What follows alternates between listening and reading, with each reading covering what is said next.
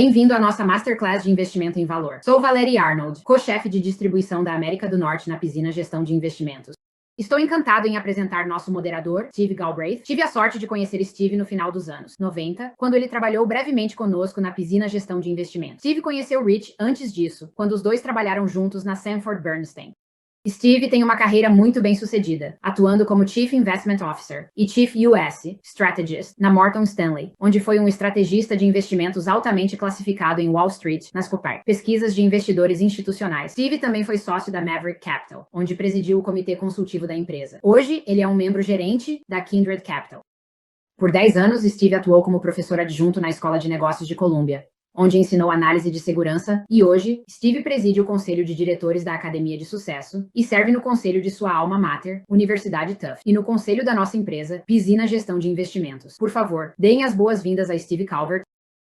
Obrigado, Valerie. Bem-vindos esta tarde. Vamos tentar manter isso informal. O formato será eu fazer perguntas para Rich e Joel por, digamos, cerca de 35 minutos. E vocês também terão a oportunidade de fazer perguntas, como Mallory mencionou. Conheço Rich toda a minha carreira de investimento. Na verdade, eu fiz uma entrevista com ele na Sanford Bernstein e ainda me lembro de uma das primeiras perguntas analíticas que ele me fez, que foi: há duas equipes de basquete universitário jogando. Uma está na frente no intervalo.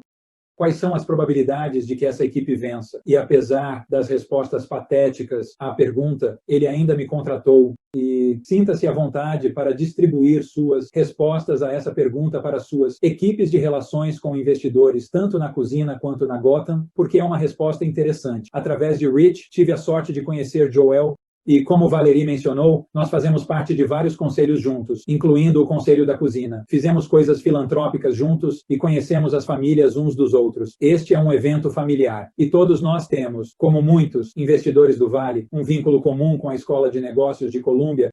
Eu fui professor adjunto lá por uma década e um dos meus alunos agora trabalha para Warren Buffett. E como um bom juiz de talento que sou, acho que dei a ele um C na aula. Rich também ensinou na Escola de Negócios de Columbia, eu acho, por 1 ou 2 anos. E Joel, posso perceber, é o professor não efetivo com mais tempo de serviço na história da Escola de Negócios de Columbia.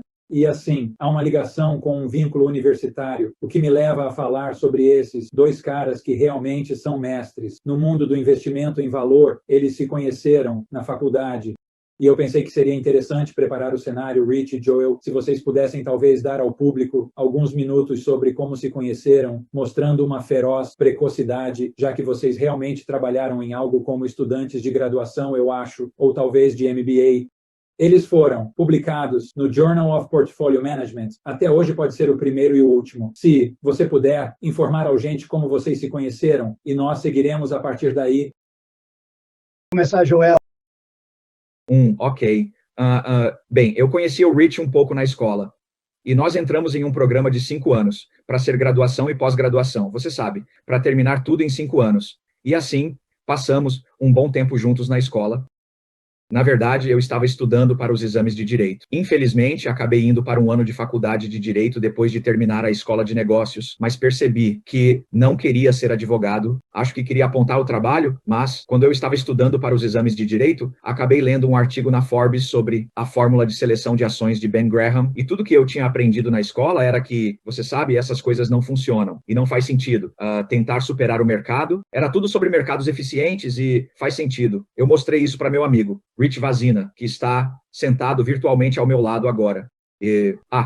Pensamos sobre isso e dissemos, isso é inacreditável. Devemos, você sabe, atualizar isso e ver se funciona. E você sabe, nós colaboramos com um amigo nosso, Bruce Newberg, e você sabe, Rich era nosso especialista em computação. E naquela época, um computador significava, você sabe, algo que ocupava 3 salas, um computador, e você tinha cartões perfurados. E Rich sabia como navegar por isso. E eu não sei, você pode terminar a história, Rich, mas foi um grande processo. Bem, a história não era tão empolgante quanto poderia parecer com computadores, porque não havia dados em nenhum dos computadores. Portanto, para recriar o trabalho de Ben Graham, tivemos que passar manualmente por guias de ações. E era impossível fazer isso à mão. Então decidimos, se fizéssemos as ações por letras, começaríamos com as letras A e B, teríamos uma amostra representativa, e foi isso que fizemos. E aquele estudo basicamente mostrava que se você comprar ações que estão sendo vendidas abaixo do capital de giro líquido em seus balanços e não estão perdendo dinheiro, você pode ganhar muito dinheiro. E adivinha, isso ainda funcionou 50 anos depois. E, embora hoje seja quase impossível encontrar algo que venda abaixo do capital de giro líquido, e a propósito, capital de giro líquido significa capital de giro líquido menos toda a dívida. Assim, você poderia ver o que era barato naquela época, mas o conceito do que é barato, eu acho, ressoou e continua sendo parte do DNA, tanto de Joel quanto eu, durante toda a nossa carreira. Eu me associo às pilhas de guias de ações da Standard & Poor's que analisamos. Eu me lembro de estar na biblioteca com pilhas e pilhas daqueles guias de ações da Standard & Poor's e era uma tarefa bastante assustadora. No entanto, era muito divertido. Então, o mundo mudou bastante desde então. E uma das coisas que ficou clara a partir de Disciples of Graham é que há uma abordagem evolutiva na forma como eles pensam sobre valor. Então, se você refletir sobre isso, sabe, Buffett, suas ideias originais com a Berkshire Hathaway eram muito sobre investir em cigarros. E eu acho que as pessoas gostariam de entender como suas opiniões sobre valor evoluíram. Eu sei, Joel, você realmente começou quase como um cara de situações especiais e valor concentrado, e claramente está em uma plataforma um pouco diferente nos dias de hoje. Rich, você falar como seus pensamentos sobre investimento em valor evoluíram. Joel, você começar. Claro. Bem, em termos gerais, comecei a olhar para situações especiais porque estava no negócio de arbitragem de risco como meu primeiro emprego, depois de abandonar a faculdade de Direito. E isso era um pouco o oposto de Ben Graham. Você sabe, comprar empresas pelo preço cheio. E eu, basicamente, odiava o negócio, sabe? Era uma questão de ganhar $1 ou perder 20 se você estivesse errado. E, sabe, subir 1 e descer 20 nunca me atraiu como uma relação risco-recompensa. E assim, eu estava sempre procurando maneiras de sair do negócio de arbitragem de risco. Então, eu estava olhando ao redor em situações especiais e títulos interessantes, que de fusões ou ações subvalorizadas ou empresas que estavam sendo recapitalizadas, qualquer coisa que fosse um pouco complicada. Mas minha base em valor ainda valia, ainda tinha que avaliar, só achava fora do comum. E então eu evoluí mais para simplesmente comprar coisas baratas, mas realmente me tornei buffetizado nisso. Você sabe, Ben Graham disse, descubra qual é o valor, pague muito, menos, deixe uma grande margem de segurança. E isso foi, você sabe, sempre a base do que fazemos. Buffett disse, bem, se você pode comprar um bom negócio barato, ainda melhor. E assim, existem certas qualidades que Buffett é muito claro sobre, que fazem de um bom negócio, um negócio de longo prazo, e assim nós cooperamos com esses pensamentos. E eu acabei. Na verdade, apenas você sabe, estávamos falando sobre o artigo do Ben Graham que fizemos juntos na faculdade. Eu estava intrigado com o que havia ensinado aos meus alunos, usado para ganhar dinheiro na Gotham por tantos anos. Eu realmente voltei e tentei fazer um estudo mostrando que, você sabe, o conceito de bom e barato de Buffett também funciona. O primeiro teste, escrevi um livro chamado O Pequeno Livro que Bate o Mercado. Não usamos o computador milhares de vezes. Vamos usar um banco de dados simples. Usamos métricas simples. Isso ainda funciona. Assim como fizemos, você sabe, na escola de negócios juntos. E não é que funcionou incrivelmente bem? Você sabe, o que eu escrevi foi a primeira coisa que testamos. Não se tratava de o computador rodar milhares de vezes para encontrar fórmulas que funcionassem. E, você sabe, nos levou a uma maneira mais diversificada de aproveitar nossos recursos. E, Rich, uma das coisas que sempre admirei como membro do conselho da sua empresa e como alguém que está na indústria é que, você sabe, a Pazina tem se mantido fiel ao seu foco. Estávamos brincando em uma reunião do conselho recentemente que poderíamos apresentar quase a mesma coisa de quando você começou, mas houve algumas nuances na sua abordagem, especialmente na gestão de riscos a partir de 2007, 2008. Então, talvez dê às pessoas uma chance de conhecer algumas das mudanças evolutivas que ocorreram na sua empresa. Sim, bem, quero dizer, vou voltar um pouco mais do que isso, porque levou um pouco mais de tempo para eu evoluir na métrica, de qualidade do que levou para o Joel. Ele é apenas um aprendiz mais rápido do que eu. E, você sabe, eu estava na Stanford Bernstein, onde ainda estava imerso nessa ideia de que tudo que você pode comprar que é barato, você deve comprar, que é meio que o trabalho original que fizemos. Não pensamos no nosso trabalho na faculdade, em métricas de qualidade. E eu tinha estado na Bernstein por 10 anos. E Joel me disse, por que você não tenta olhar para aquele registro de 10 anos. Não sei se você se lembra disso, Joel, mas olhe para aquele registro de 10 anos e vete 1/3 das ações que tiveram o menor ROI de longo prazo. E eu argumentei que isso não faria diferença porque barato é barato e quando eu fiz o trabalho, minha mandíbula caiu e desde então passei a apreciar. Talvez eu reconheça que não se pode comprar ações de alta qualidade usando métricas tradicionais a avaliações baratas.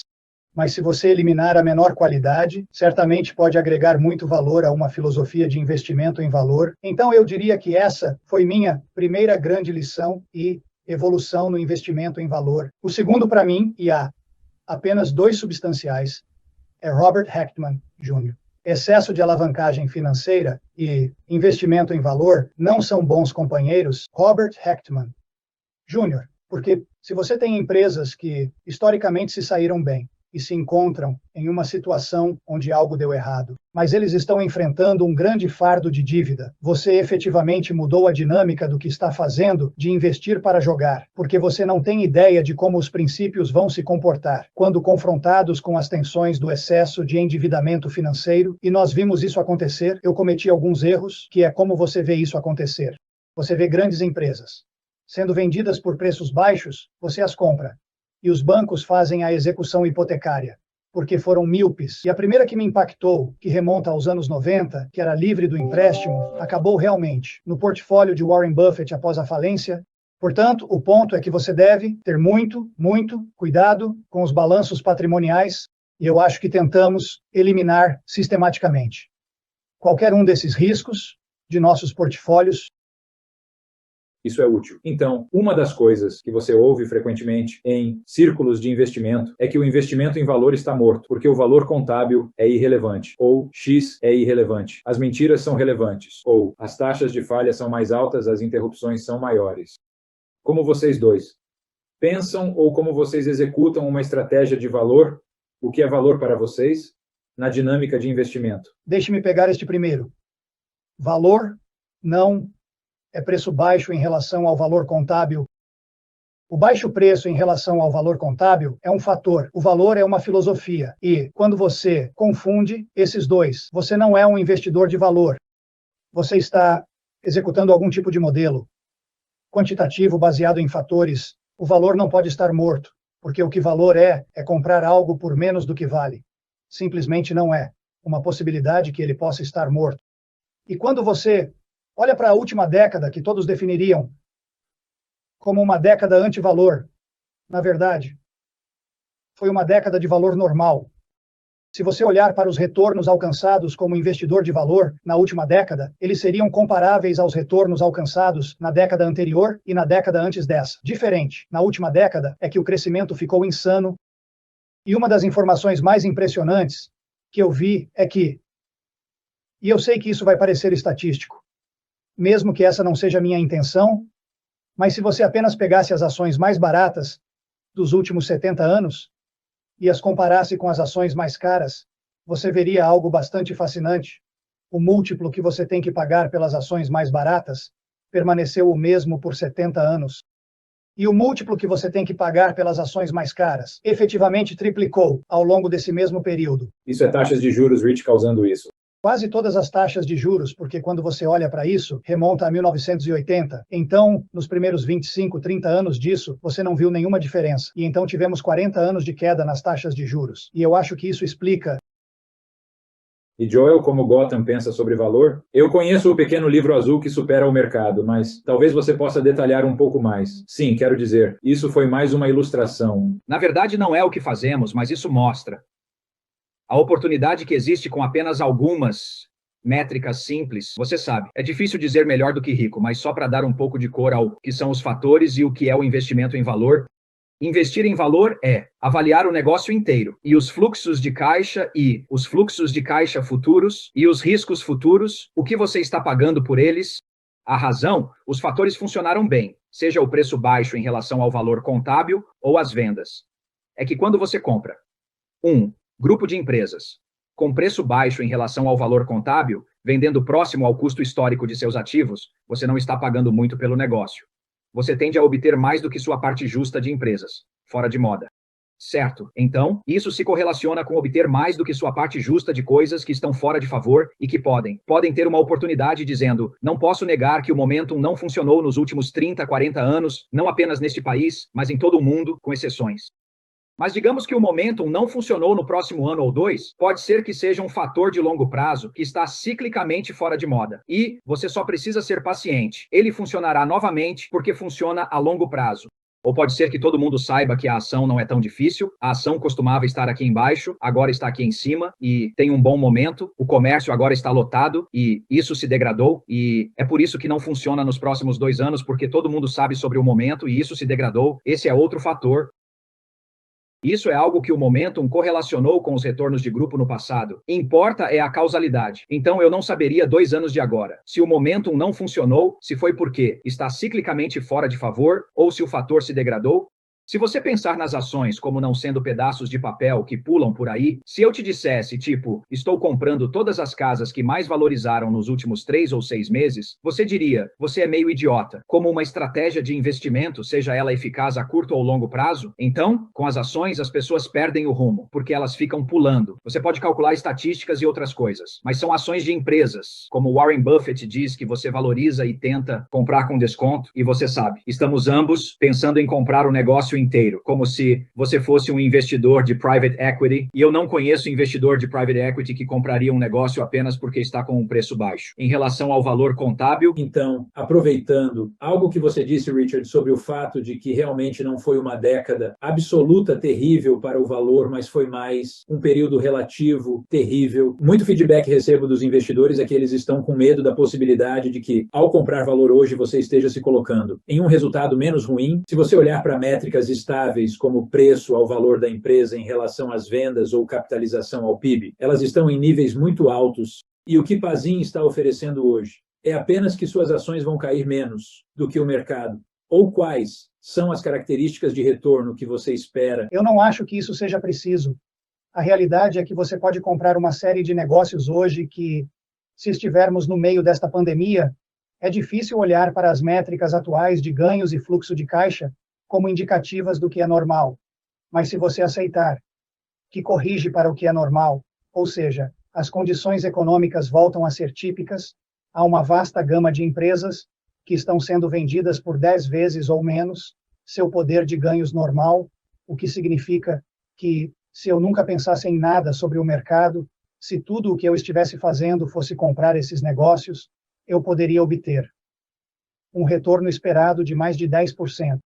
E se você também acredita que essas empresas, de forma geral, crescerão com o PIB nominal a longo prazo, você está falando sobre um retorno esperado na casa dos 2 dígitos, e é isso que vemos agora, quando você compara estatísticas econômicas amplas, como o valor da empresa, em relação à atividade econômica. Isso é altamente distorcido pelas empresas que têm as gigantes em termos de capitalização de mercado que viram seus múltiplos se expandirem amplamente. E isso está impulsionando isso. Então, na verdade, eu acho que, se eu fosse apostar no que ganharíamos na próxima década ou na próxima, e vou usar a década porque qualquer período de investimento mais curto em ações é apenas uma idiotice. Eu pensaria que teríamos uma média superior a 10% ao ano, a partir do ponto de partida de hoje. Eu não acho que isso seja remotamente possível comprando o S&P 500. Joel, sua visão é semelhante ou você tem alguma nuance a isso? Bem, posso adicionar um pouco de cor com alguns números para te dizer qual é a espuma no espaço não valor. Fizemos algumas pesquisas, havia 359 empresas que perderam dinheiro em 2019, então isso é antes da Covid, que agora tem valor de mercado acima de $1 bilhão. Se você comprasse cada empresa com valor de mercado acima de $1 bilhão, 359 delas, com prejuízo em 2019 e em 2020, o retorno médio foi 65%. O retorno médio foi de 120%. Então, essa foi sua única melhor estratégia de investimento. Basta comprar tudo que perde dinheiro, o que, geralmente, eu descobri, e temos muitas estatísticas para mostrar, é a pior estratégia de investimento do mundo, mas essa foi a melhor no ano passado. Outra estatística que me deixa muito esperançoso e que é, você sabe, fria e calculista, é que geralmente conseguimos construir um portfólio de valor em nosso fundo Gotham Large Value, que tem um prêmio de fluxo de caixa de 50 a 60 em relação ao S&P. Hoje estamos fora das tabelas. Podemos criar o mesmo portfólio seguindo as mesmas diretrizes, com um prêmio de fluxo de caixa de 95 em relação ao S&P. Então, se você olhar o gráfico, ele simplesmente dispara. Estou animado, eu acho. É o que eu diria sobre o conjunto de oportunidades. O que, em uma base relativa, em uma base absoluta, você teria que me dizer para onde as taxas de juros estão indo e outros itens para me informar. Mas temos tarefas em nossos portfólios que não dizem a você quanto tempo deve estar. Dizer, ei, para esta parte das ações do seu portfólio que você quer vender, qual é a maneira mais inteligente de fazer isso? E essa é a solução que estamos tentando alcançar. E esse conjunto de oportunidades é ótimo para nós. Seja ele absolutamente barato, podemos obter retornos bons a partir daqui. E não acho que, se você tivesse vendas nos olhos, essa é uma maneira inteligente de ganhar dinheiro, acima da taxa livre de risco. Temos essa oportunidade de fazer. Se alguém quiser pagar por passeios a Marte, uma vista astronômica, e essa estratégia nos superar, isso realmente está fora da minha zona de conforto ou conhecimento. E é possível que isso aconteça, mas isso não é realmente relevante para mim. Eu vejo isso como, você sabe, é possível investir dinheiro que gera um retorno muito acima da taxa livre de risco. A oportunidade está lá. Sim, é muito melhor em comparação com a história. Esse conjunto de oportunidades em relação ao S&P do que tem sido tradicionalmente. Sim, então ambas as coisas são empolgantes. Então, uma das coisas, e eu sei que vocês dois são fundamentalistas profundos no nível de empresas individuais, mas muito do cenário atual me parece ou me impressiona, como sendo baseado apenas em taxas de juros extremamente baixas, e isso tem um impacto tão distorcido sobre os ativos de longa duração, que alguns desses realmente malucos. Bruce Bunnick Jr. O que são essas taxas, como você, as taxas de juros e sua importância? Em seus portfólios hoje, Rich, talvez você pudesse começar. Rich Landing, CFO da Alphabet e Google. Eu realmente não sei porquê, não tenho ideia. Rich Landing, CFO da Alphabet e Google. Você sabe, para mim, investir é sobre olhar para quais são os fluxos de caixa futuros prováveis, adivinhar para onde as taxas de juros vão adivinhar porque eu não tenho nenhuma base para pensar sobre isso.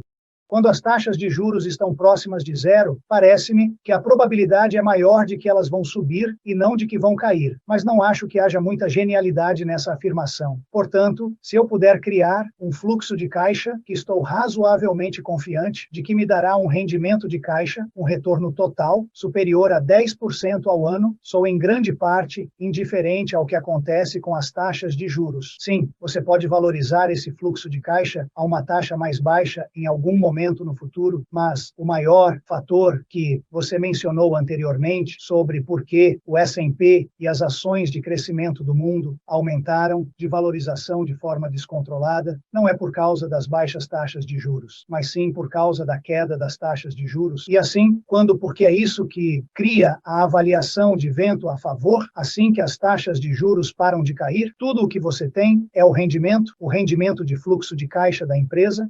Se Joel está comprando ações com o dobro do rendimento de fluxo de caixa do S&P e essas empresas contribuem do crescimento econômico global, você vai obter 10 ou 11% ao ano.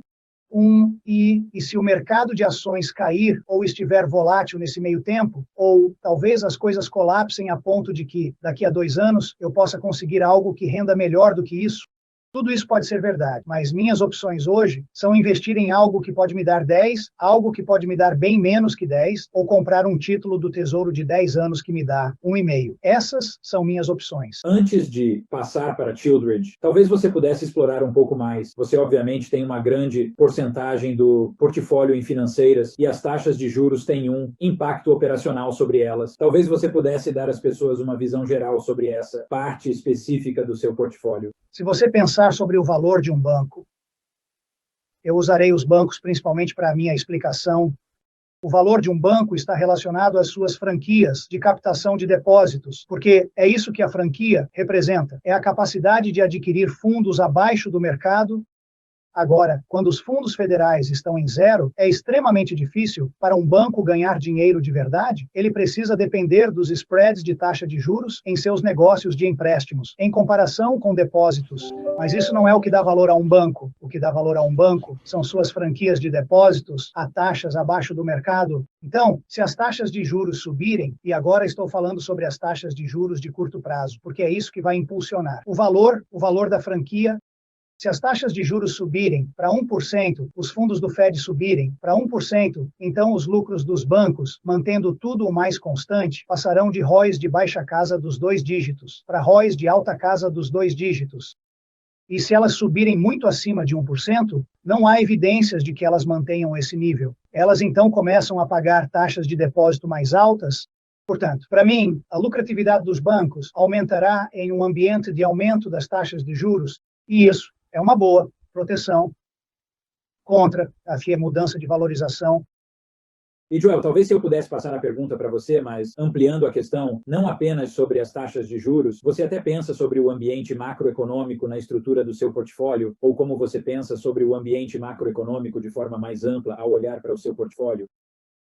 Bem, uma das nossas suposições é que, quando o Rich disse que não sabia o que ia acontecer no ambiente macroeconômico, eu o chamei para descobrir o que está acontecendo no ambiente macroeconômico. De qualquer forma, olhando para o quadro geral, veja, apenas observando as taxas de juros, as coisas ficam bem absurdas em taxas de juros muito baixas. Eu não pago 100 vezes os lucros por quase nenhum negócio. As 359 empresas que perderam dinheiro, talvez haja algumas Microsofts, Googles, Amazons, mas a vasta maioria não será. Todas estão precificadas como se fossem a próxima Amazon, Google, Microsoft. Portanto, é improvável que muitas delas sejam. Então, esse é o número 1. Número 2, maneira como costumo pensar sobre isso é que quando a taxa livre de risco está abaixo de 6%, eu assumo que a taxa livre de risco é 6%, e quando estou comprando um negócio, ele deve ser confortavelmente uma taxa livre de risco de 6% ajustada para risco. Então, estamos falando de 10% ou mais, quero dizer, chegamos ao mesmo lugar. Mais ou menos a conclusão é que estamos apenas tentando ganhar dinheiro. Se colocarmos vendas nos olhos e dissermos, olhem, vamos avaliar essas oportunidades de investimento, que tipo de retorno razoável posso obter com isso? Se conseguirmos um retorno ajustado ao risco e usando uma taxa livre de risco muito alta, um retorno muito bom, o que as pessoas fazem com algumas ações malucas que talvez estejam fora do meu círculo de competência?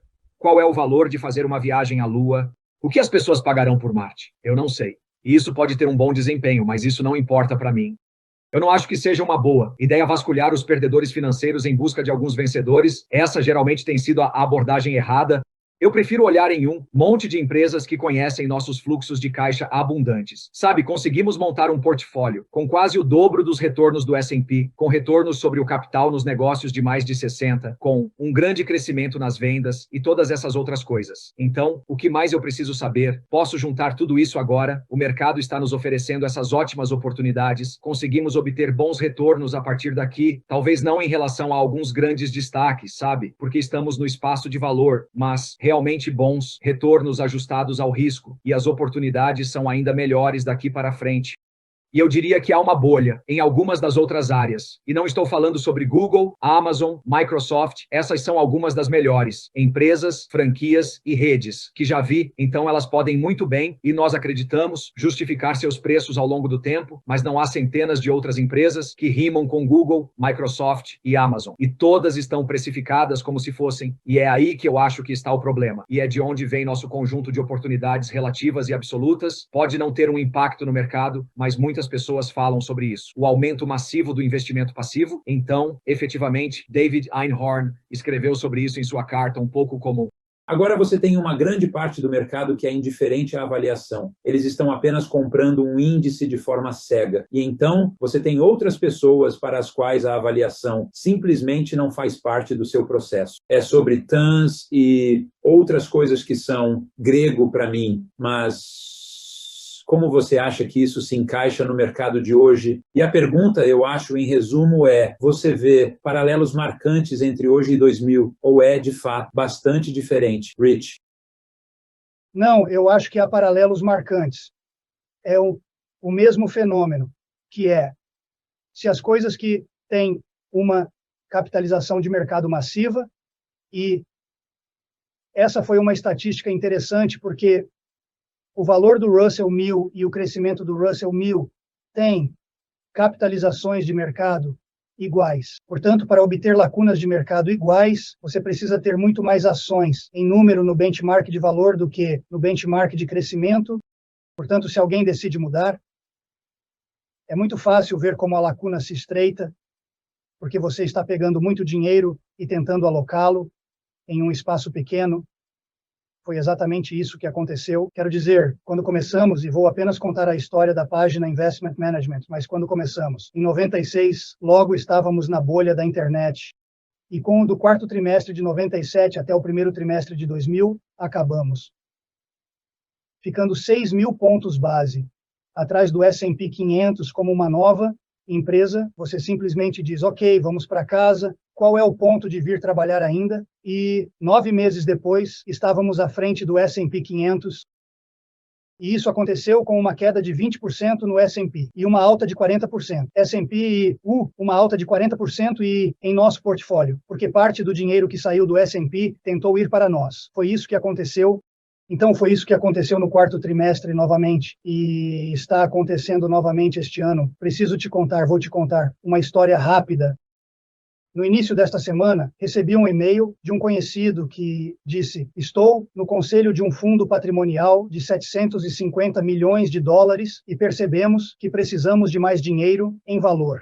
Vamos pular as formalidades de apresentar nossa equipe. Você pode apenas vir e apresentar para nosso comitê por 20 minutos. Possamos começar com você na sexta-feira? Então, eu pensei bem, já se passaram 20 anos desde que recebemos uma ligação assim. Difícil no topo, Joel. Você diz? Não, eu sigo as estatísticas. Não dá. Ser rico por muito mais. Então, eu só vou dizer que, você sabe, eu fundei a Gotham Capital em 1985. Nós ganhamos dinheiro todos os anos até 1998. Você sabe, na bolha da internet.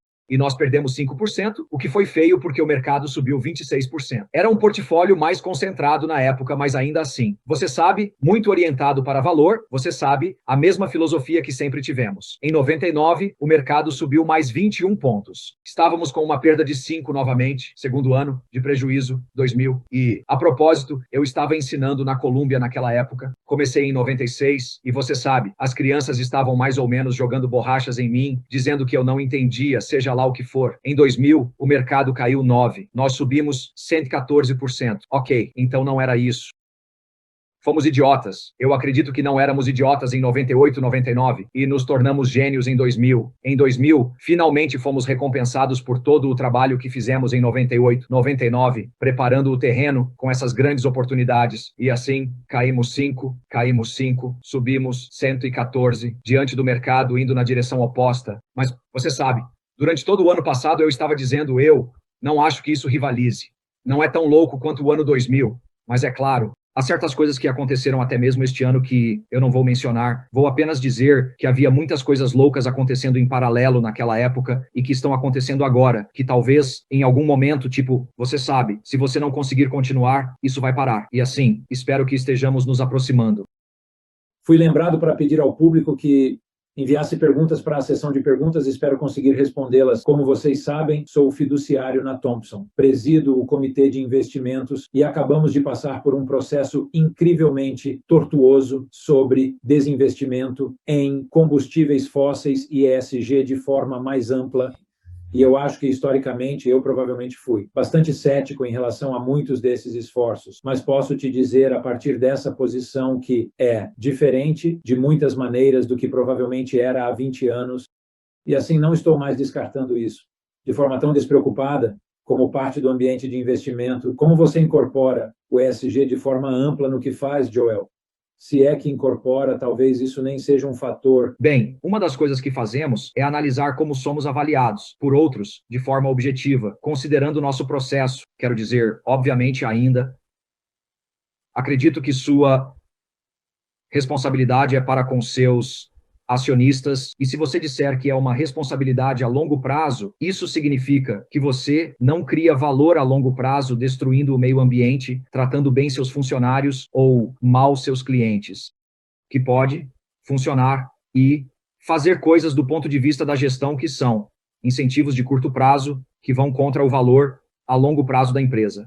Estamos focando em empresas que fazem todas essas coisas. Naturalmente, recebemos boas classificações das pessoas externas que analisam o ESG, mas nós estabelecemos um fundo específico para ESG, que utilizou critérios de outras pessoas também, que eu acho que usamos algo da Morningstar, e a Morningstar nos classifica em nosso fundo ESG até mais alto, mas temos classificações muito boas, tanto em nosso fundo de grande valor, quanto em nosso fundo ESG. E eu acho que isso vem da maneira como você cria valor a longo prazo.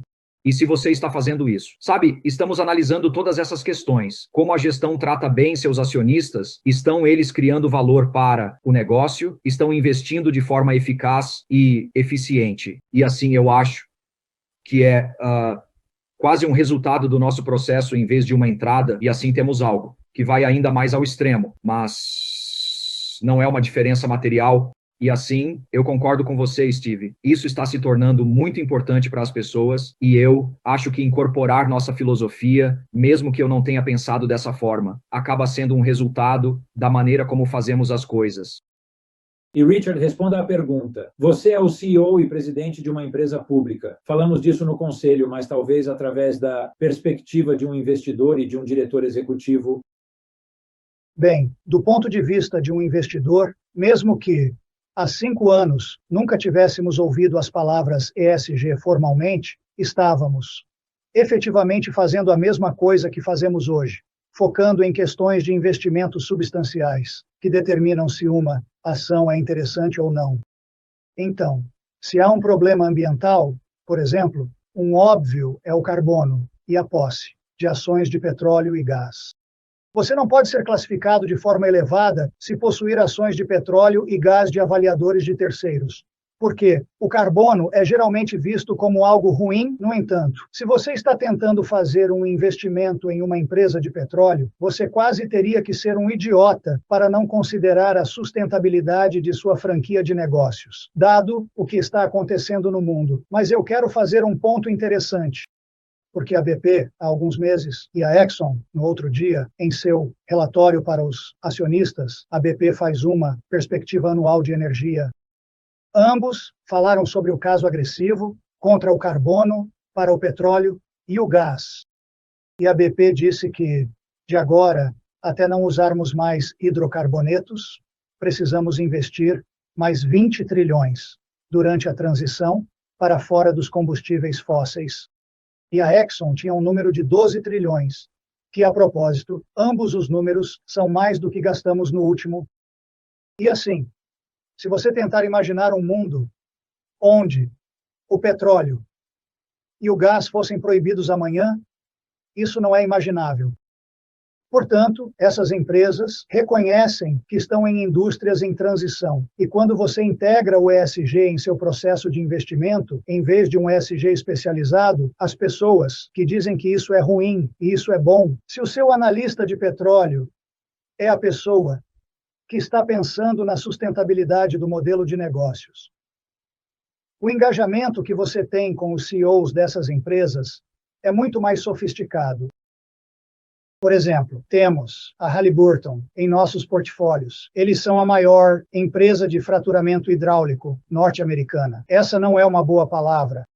No entanto, se você conversar com eles, eles falam sobre a tecnologia na qual investiram na última década para reduzir o impacto do fraturamento hidráulico no meio ambiente e para ajudar no processo de transição para um mundo livre de carbono.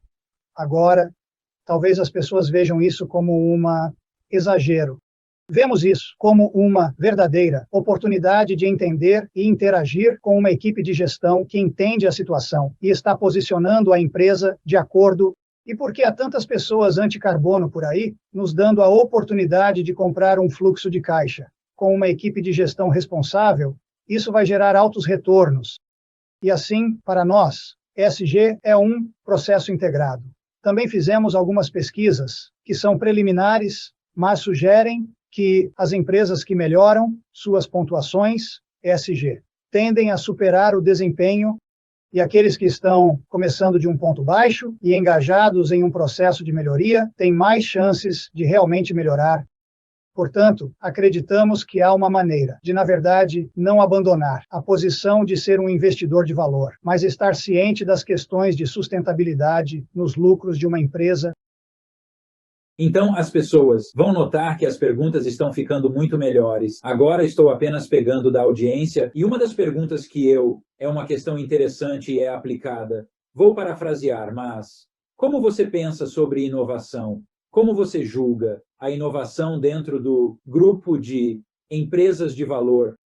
E chegar à ideia toda de disrupção, certo? Então, estar preso em uma armadilha de valor de outra forma, e eu acho que, em muitas instâncias, as empresas tradicionais de valor são vistas como desprovidas de qualquer capacidade de inovar.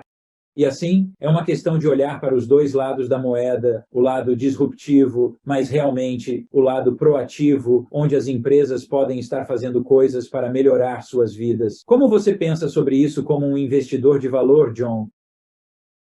Bem, você sabe, na verdade, a maioria dessas coisas são resultados do nosso processo. Queremos usuários de capital eficientes, queremos ter altos retornos sobre o capital tangível e tudo mais. Você sabe, gostaríamos de ter tudo, e o que posso dizer é que agora temos um portfólio onde, você sabe, estamos obtendo quase o dobro do rendimento de fluxo de caixa livre do S&P. Provavelmente nossa definição de valor é diferente da do Russell, mas temos cerca de 5 vezes o crescimento das vendas do Russell 1000 Value ano após ano. Temos cerca de 50% a mais de retorno sobre o capital tangível.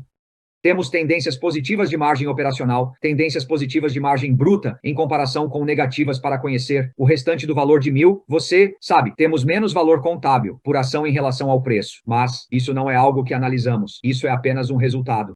E há sinais reveladores que sempre procuramos, como eu ensino em uma aula sobre isso. Veja, você se depara com isso e, mais uma vez, esses são resultados. Mas se você olhar, digamos, estamos enfrentando um problema, esta empresa não está indo tão bem, e assim, se você olhar, se os nossos estoques e contas a receber estão se acumulando nas vendas, ou seja, as contas a receber estão crescendo mais rápido do que as vendas. Na verdade, é o oposto para nós, o que significa que nossas vendas estão superando o aumento das contas a receber de inventário, enquanto nos índices, ambos os índices, o S&P e o Russell 1000, é o contrário. Então, se você tiver fundamentos melhores do ponto de vista operacional, nada relacionado ao preço, e você pode obtê-lo mais barato, você está em um negócio que usa capital bem, ou existem dois tipos que gostamos de ver. Existem duas maneiras de conseguir um alto retorno capital tangível. Uma é que você não precisa de muito capital. Portanto, você não precisa de muito capital de giro ou muitos ativos fixos, permitindo manter a maior parte dos lucros e não pegar dinheiro emprestado. Assim, há um círculo virtuoso.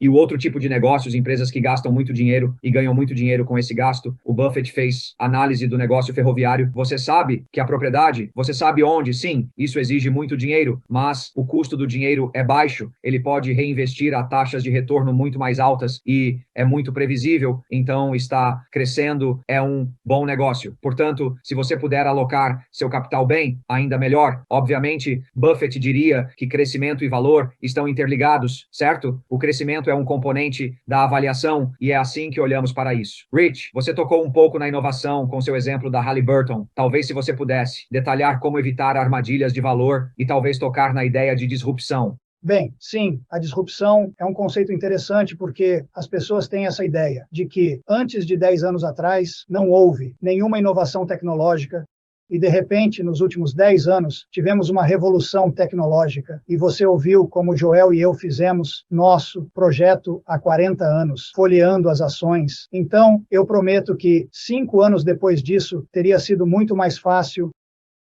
E isso foi uma enorme inovação tecnológica, e a tecnologia mudou. A grande diferença no mercado hoje é que as pessoas acreditam que o disruptor vence e o incumbente perde, o que não é a história a longo prazo.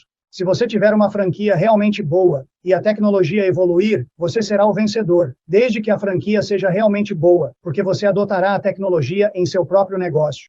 Vou usar os serviços financeiros como um dos melhores exemplos disso. Não existem empresas, fintech, que surgem e fazem as pessoas ficarem muito ricas.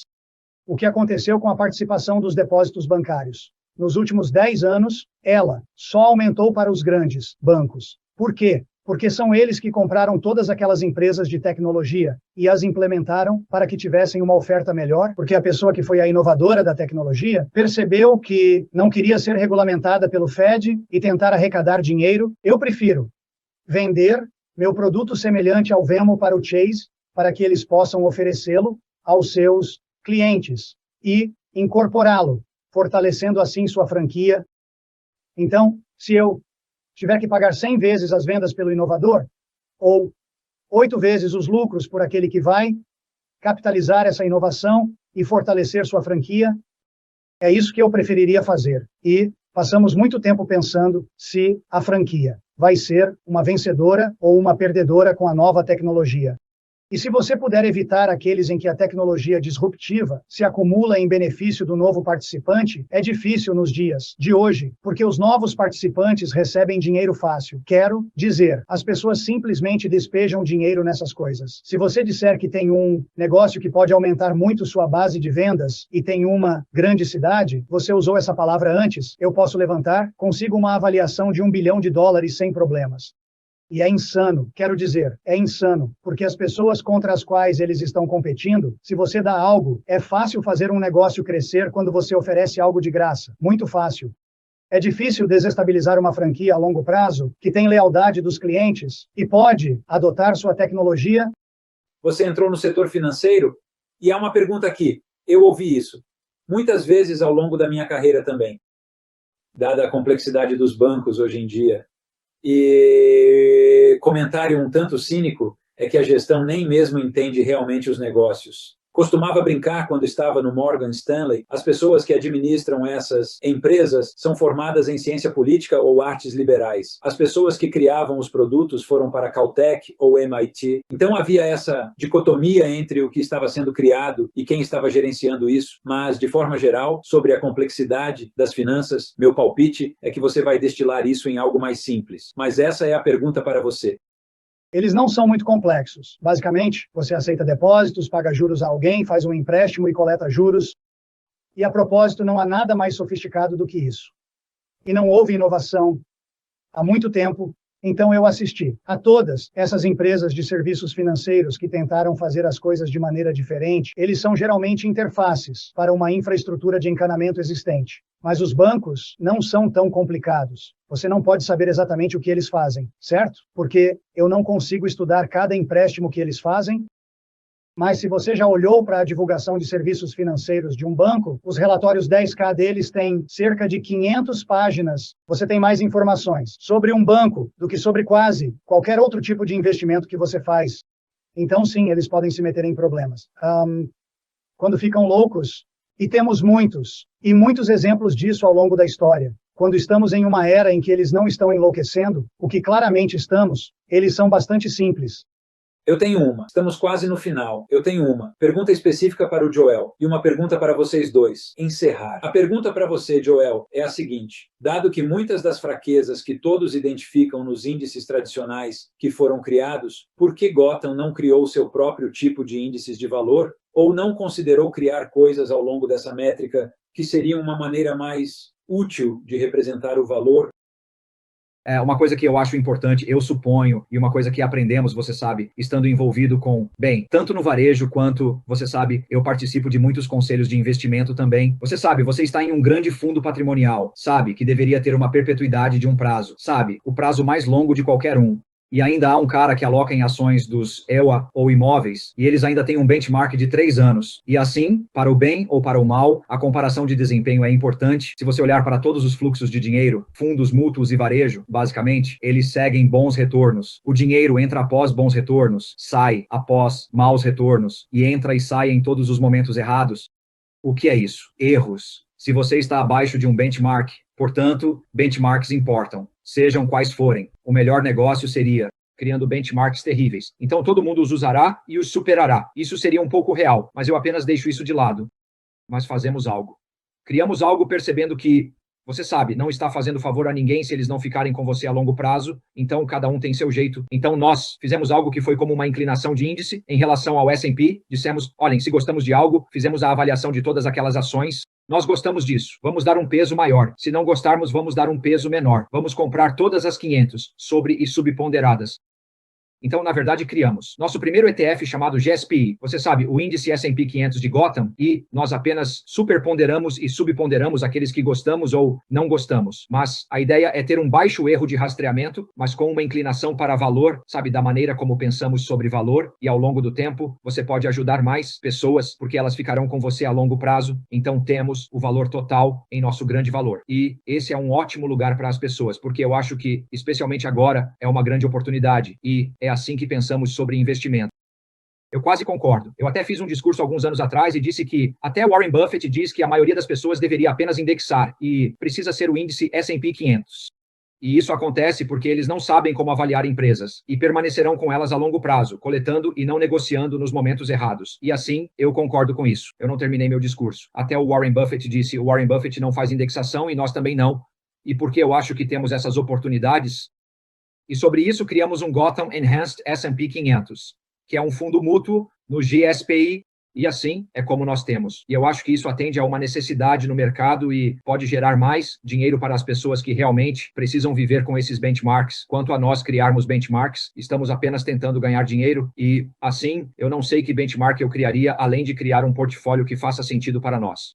Ótimo. Então, em 1 minuto ou menos cada, como estão posicionados seus portfólios hoje setorialmente? Quais são suas maiores apostas, Joel?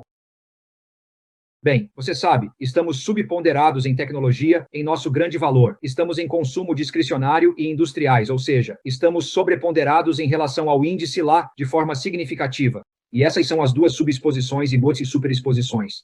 Gostemos ou não de tecnologia, é apenas que nós apenas começamos do zero, criamos algo e é para isso que estamos sendo levados. Fizemos muito trabalho de pesquisa ao longo de um período de 30 anos, perguntando, conseguimos ganhar dinheiro? Se você estava sobrecarregado em um setor ou grupo industrial que estava sobrecarregado em nosso portfólio na época e comprou um ETF apenas naquele grupo industrial ou algo assim, você ganhou dinheiro e acabou que você não ganhou. Aconteceu que todo o nosso alfa era resultado da escolha idiosincrática de ações individuais. Então, pelo menos para o que fazemos, não é útil dizer, estamos sobrecarregados nesta indústria, vamos comprar o ETF nessa indústria porque deve ser barato. Isso realmente precisa acontecer. É um processo de baixo para cima que termina onde termina. Obviamente, temos restrições para nos manter, você sabe, na faixa de beta correta. E você sabe, não queremos ficar muito inclinados em uma área ou outra. Portanto, existem limites. Mas a ideia geral é que estamos escolhendo de baixo para cima, porque é daí que vem todo o nosso alfa. E Rich, vocês são focados na análise fundamental, mas aonde isso os levou? Estamos quase todos em ciclos, de forma geral. Isso inclui serviços financeiros, energia, cíclicos industriais, bens de consumo discricionários e muito pouco em bens de consumo essenciais, serviços públicos e imóveis. É interessante. Estamos em uma recuperação econômica e os lucros estão deprimidos. Portanto, quando você olha para as taxas de crescimento de 2 anos a partir deste ponto em diante, nossos portfólios têm algo em torno de 25% de taxas de crescimento compostas nos lucros, em comparação com o índice de crescimento Russell 1000, que é em torno de 17%, e estamos comprando isso por menos da metade do PE, sobre os lucros de 2022. Então, é interessante, em recuperações econômicas, valor e momentum são a mesma coisa. E é isso que vimos em todos os ciclos. As pessoas de momentum e as pessoas de valor compram as mesmas ações. E isso é o que lhe dá um poderoso ciclo de valor. Isso foi ótimo. Fui solicitado a lembrar que haverá reprodução. E também acho que respondemos virtualmente todas as perguntas. Mas se sua pergunta não foi respondida, por favor, entre em contato com seu contato da Gotham ou seu contato da Zena. Realmente apreciamos seu tempo. Esperamos ter respondido a algumas de suas perguntas. Joel e Rich, muito obrigado pelo seu tempo. Obrigado, Fazer. Foi ótimo. Obrigado. Excelente trabalho.